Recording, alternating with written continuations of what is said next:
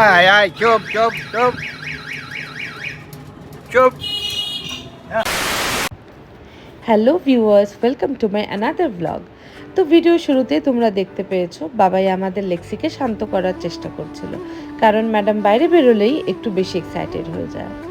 তো আজকের ব্লগটা ভয়েস ওভার দেবে আমার হাজব্যান্ড। আজ আমরা চলে এসেছি নবদ্বীপের পোড়ামাতলা মন্দিরে।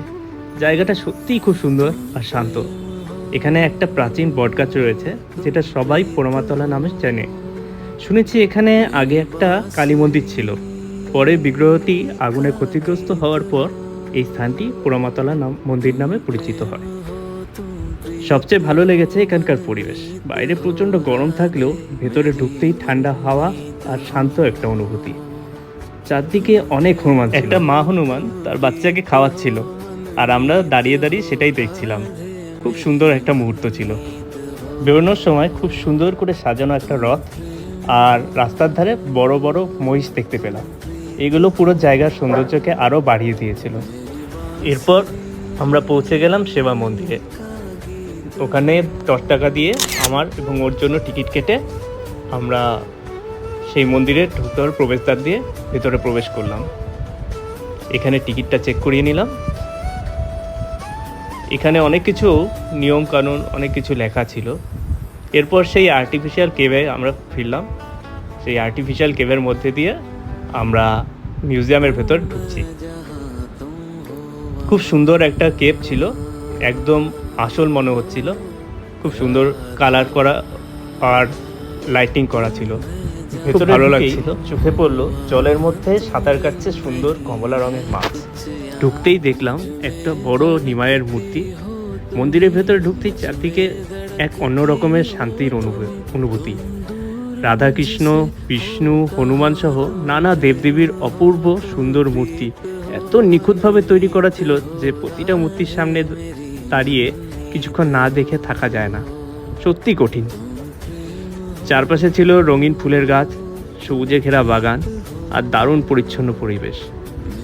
জায়গাটা এতটাই পরিষ্কার আর সুন্দরভাবে সাজানো ছিল যে প্রতিটা কোণে ক্যামেরাবন্দি করতে ইচ্ছে করছিল। বিভিন্ন জায়গায় বোর্ডে লেখা ছিল গাছ বা ফুলে হাত না দেওয়ার অনুরোধ। আর ভালো লাগার বিষয় হলো সবাই সেই নিয়মটা খুব সুন্দরভাবে মেনে চলছিল। এমন পরিবেশ দেখলে সত্যি মনে হয় যদি সবাই প্রতিটা দর্শনীয় স্থানকে এভাবেই যত্ন করে রাখতো তাহলে আমাদের ঘোরার অভিজ্ঞতা আরো অনেক সুন্দর করে ভোগ সাজানো ছিল। কিছু চিনতে পেরেছি আর কিছু দেখে নিজের মতোই আন্দাজ করেছি কি কি যে দেওয়া হয়েছে। এরপর আমরা চলে গেলাম পাশের মিউজিয়ামে। প্রথমে ঢুকে একটু কনফিউশন ছিল, জুতো পরে ঢোকা যাবে কি না। পরে দেখলাম সবাই জুতো পরে ঢুকেছে, আমরাও পরে ঢুকে গেলাম। মিউজিয়ামের ভেতরের মূর্তিগুলো এতটাই জীবন্ত লাগছিল যে মনে হচ্ছিল যেন ইতিহাস চোখের সামনে জীবন্ত হয়ে উঠেছে।